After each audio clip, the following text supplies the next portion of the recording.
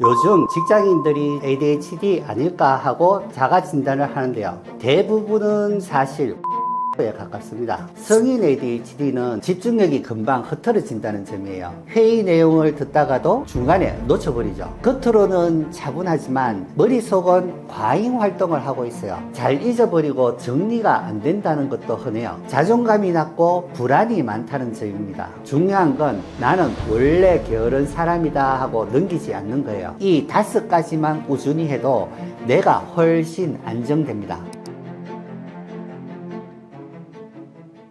안녕하세요. 이웃집 닥터 하이멜 의원 이희창 원장입니다. 요즘 직장인들 사이에 집중이 안 된다, 머리가 안 돌아간다 하면 다들 스스로 브레인포그인가, ADHD인가 생각하는데 같은 증상 아닌가요? 의학계가 구분하는 이유는 무엇인가요? 네, 요즘 흔히 이런 말을 자주 듣기도 합니다.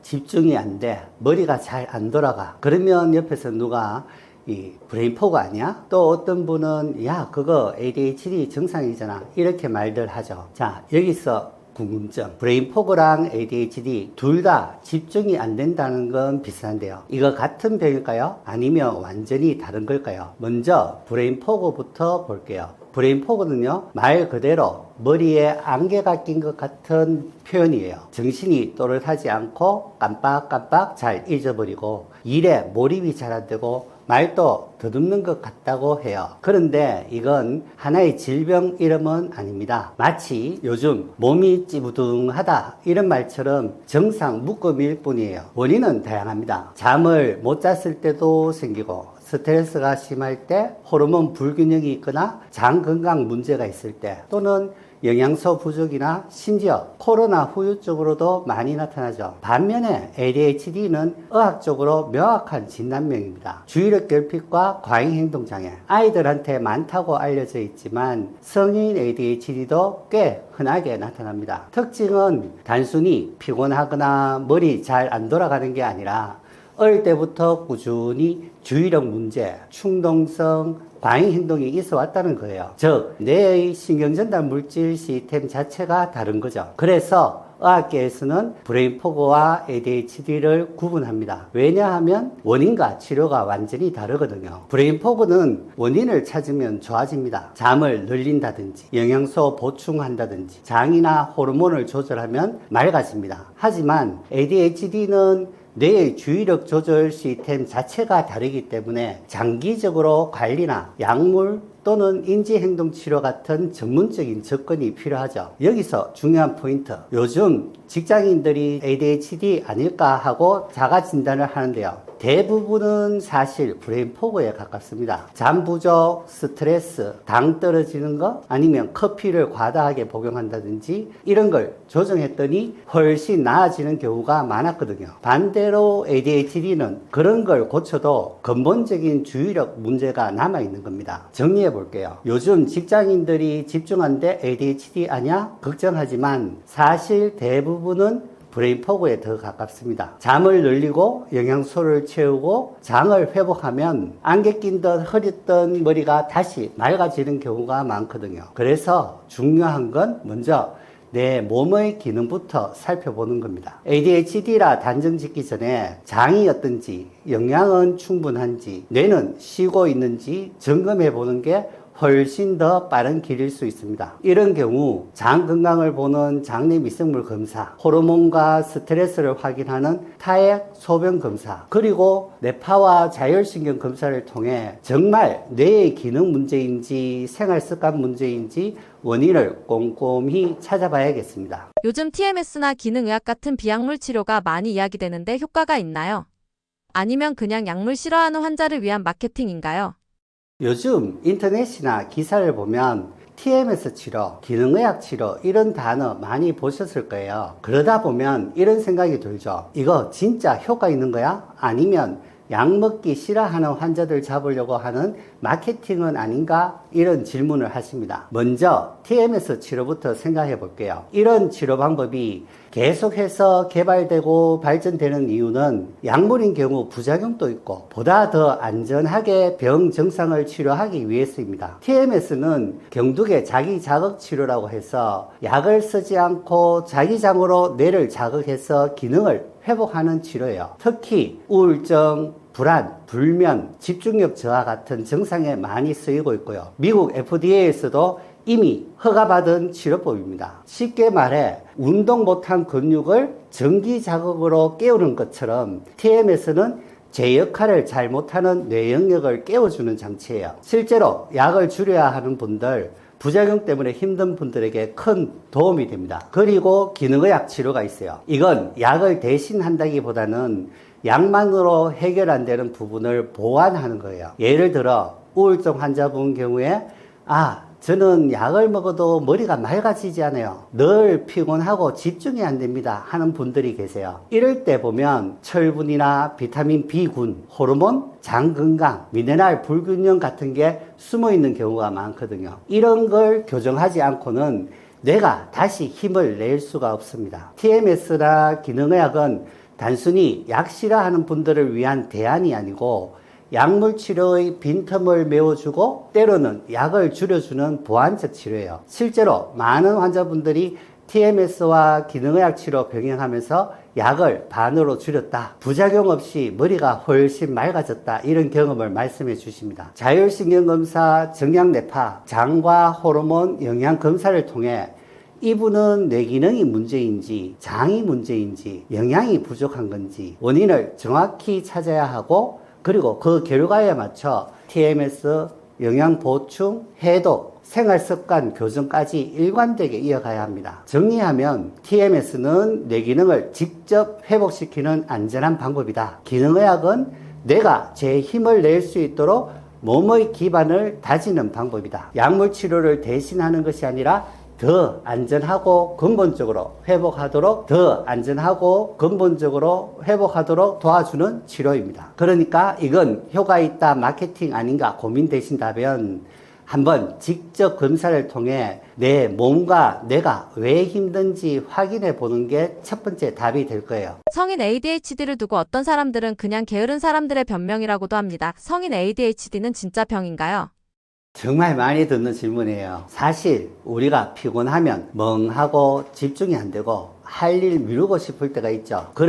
그래서 성인 ADHD를 들으면 그거 다 똑같은 거 아니야? 하고 생각하기 쉽습니다. 하지만 중요한 차이가 있어요. 성인 ADHD는 단순하게 게으름이나 의지 부족이 아니라 뇌의 기능적인 차이에서 오는 문제라는 겁니다. ADHD의 핵심은 뇌의 앞쪽 전두엽이에요. 이 전두엽은 계획을 세우고 집중을 유지하고 충동 조절하는 뇌의 CEO와 같은 총사령관 역할을 합니다. 그래서 ADHD가 있는 분들은 이 전두엽의 도파민 시스템이 원활하게 작동하지 않아요. 그래서 하기 싫은 게 아니라 집중 회로 자체가 잘 안 켜진다는 겁니다. 쉽게 말하면 다른 사람들은 TV 리모컨 버튼을 누르면 바로 채널이 바뀌는데 ADHD가 있는 분들은 이 리모컨이 고장이 나서 10번을 눌러야 반응하는 것과 같습니다. 또 하나, 일관성이 다릅니다. 게으른 사람은 원래 게을러도 필요하면 어느 순간 집중해서 해내기도 하잖아요. 하지만 ADHD는 어릴 때부터 꾸준히 공부, 일, 대인관계 등 삶의 여러 부분에서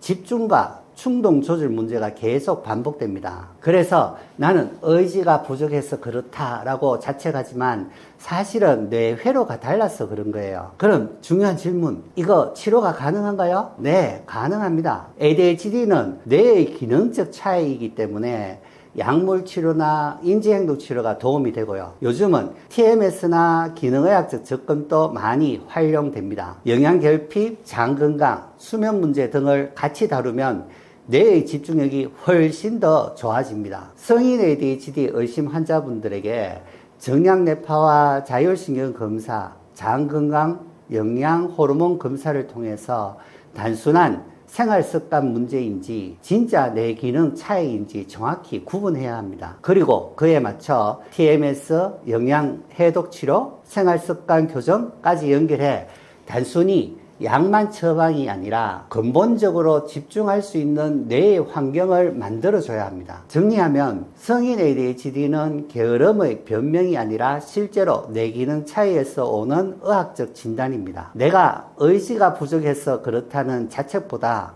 뇌가 다른 방식으로 작동하는구나 하고 이해하는 게 첫걸음이에요. ADHD 환자가 나중에 치매 위험이 높다는 말이 사실 너무 공포 마케팅 같은데요. 확실한 근거는 무엇인가요?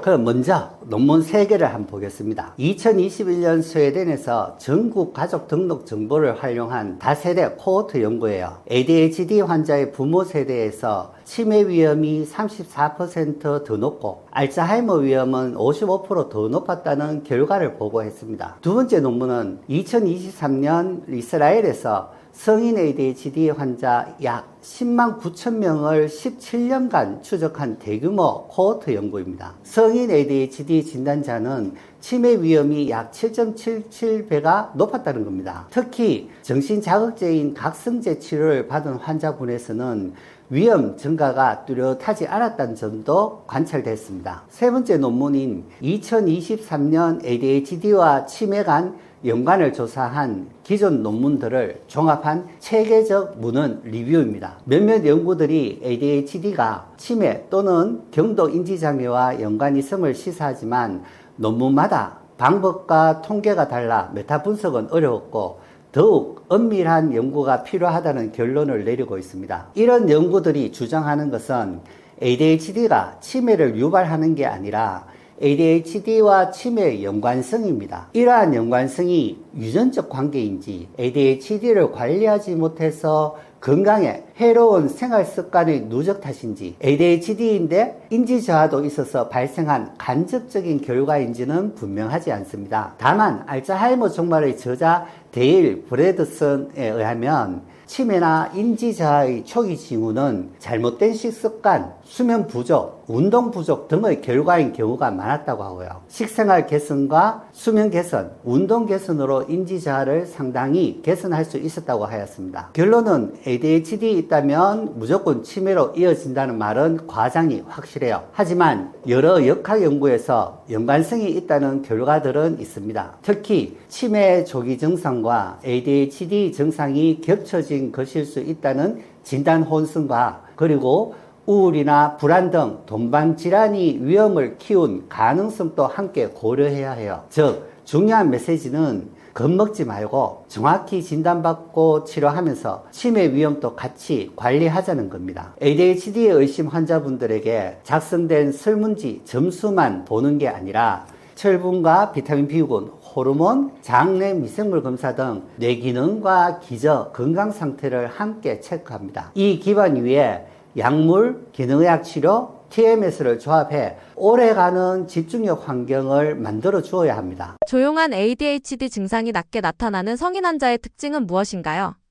보통은 아이들이 산만하고 가만히 못 있는 모습으로 많이 알려져 있는데요. 그런데 성인들에게는 조금 다른 모습으로 나타납니다. 특히 우리가 조용한 ADHD라고 불리는 유형인데요. 이건 이름처럼 티가 안 나서 본인도 주변도 모르고 지나가는 경우가 많습니다. 조용한 ADHD란 보통 ADHD 하면 공부 못하는 아이, 산만한 아이 이렇게만 떠올리시는데요. 성인에서는 그렇지 않습니다. 의자에 얌전히 앉아있고 회사에서도 조용한 직원인데 속을 들여다보면 집중이 안 되고 머릿속이 늘 복잡한 경우가 많습니다. 그래서 조용한 ADHD라고 불러요. 대표적인 특징이 몇 가지 있습니다. 첫째, 집중력이 금방 흐트러진다는 점이에요. 책을 읽다가 어느새 다른 생각을 하고 있고 회의 내용을 듣다가도 중간에 놓쳐버리죠. 둘째, 겉으로는 차분하지만 머릿속은 과잉 활동을 하고 있어요. 잡생각이 많고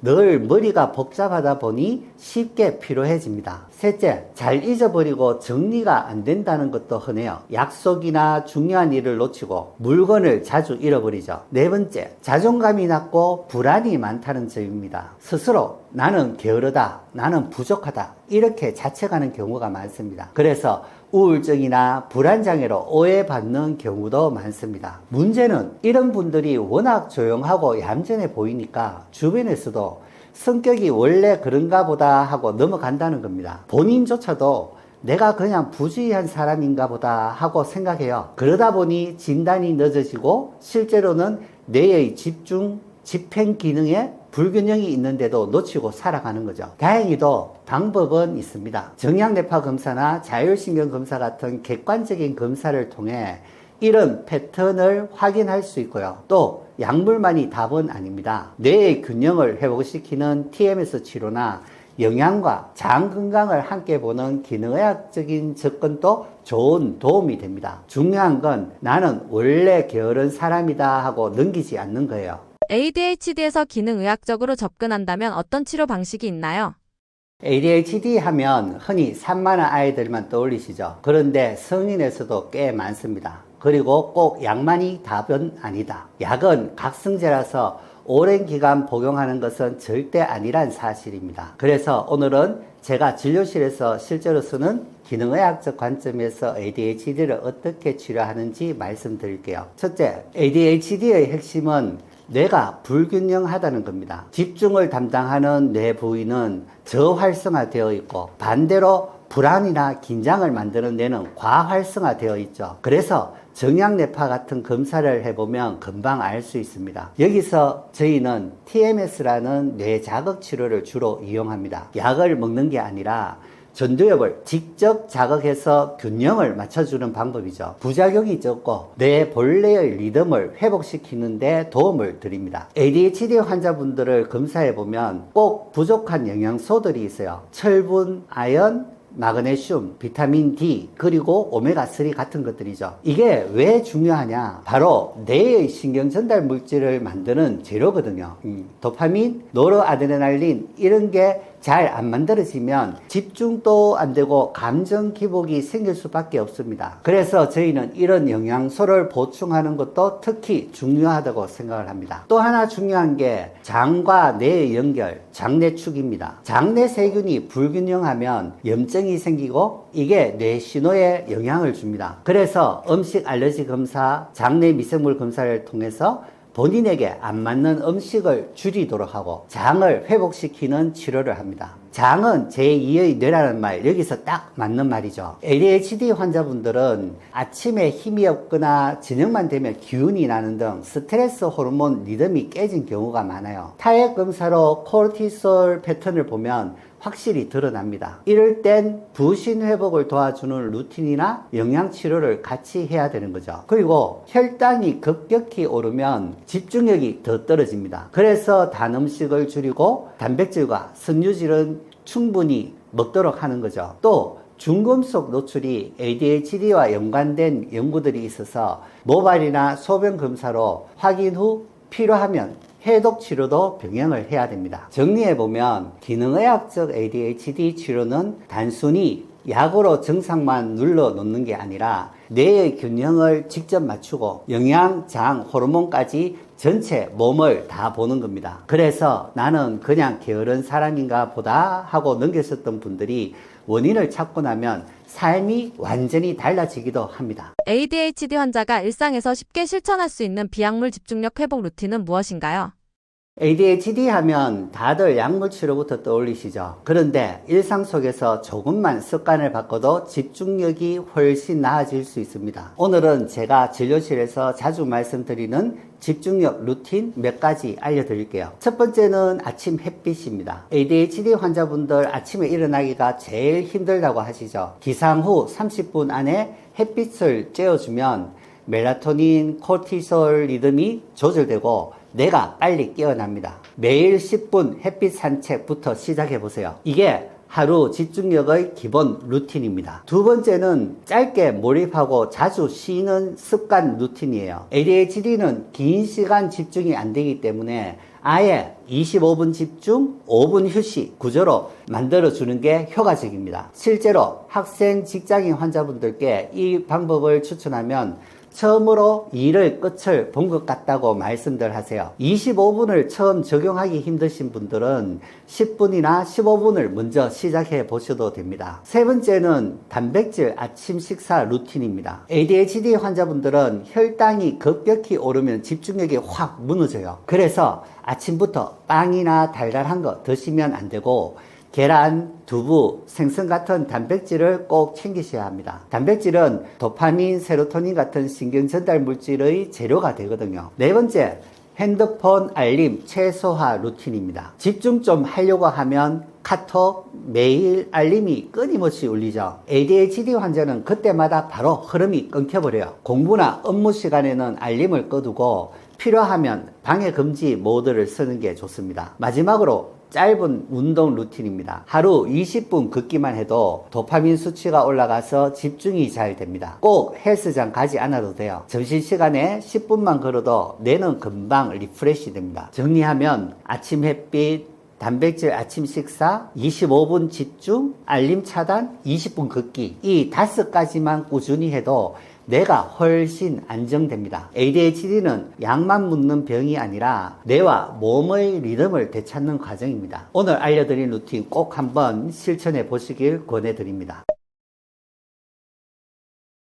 불면, 불안, 우울, ADHD, 이명 이런 증상들은 단순히 귀나 뇌 한 부분의 문제가 아니에요. 몸 전체의 균형이 무너졌다는 신호입니다. 그래서 약만으로는 잘 해결되지 않고 결국 삶의 질이 떨어지게 되는 거죠. 힘들어 하시는 그 마음 저희가 잘 알고 있습니다. 하이맵 의원은 증상만 보는 병원이 아닙니다. 저희는 장내축, 즉 장과 뇌가 서로 긴밀하게 연결되어 있다는 사실에 집중을 하고 있습니다. 장이 건강해야 세로토닌, 멜라토닌 같은 뇌 신경전달 물질이 제대로 만들어지고 대사가 안정돼야 뇌가 과흥분하지 않고 자율신경이 균형을 이뤄야 불면, 불안, 이명이 진정이 됩니다. 그래서 저희는 뇌 기능을 살피는 정량뇌파와 자율신경 상태를 보는 HIV 검사, 그리고 장과 대사를 평가하는 유기산, 미네랄, 장내 미생물 검사 등을 같이 진행을 합니다. 이렇게 얻은 데이터를 토대로 해서 뇌의 과흥분을 조절하는 TMS 치료와 부족한 영양을 보충하는 맞춤 프로그램까지 통합적으로 제공을 합니다. 약으로는 도저히 나아지지 않아 좌절하셨던 분들이 장내축을 기반으로 한 통합치료를 통해서 불면이 호전되고 불안이 줄고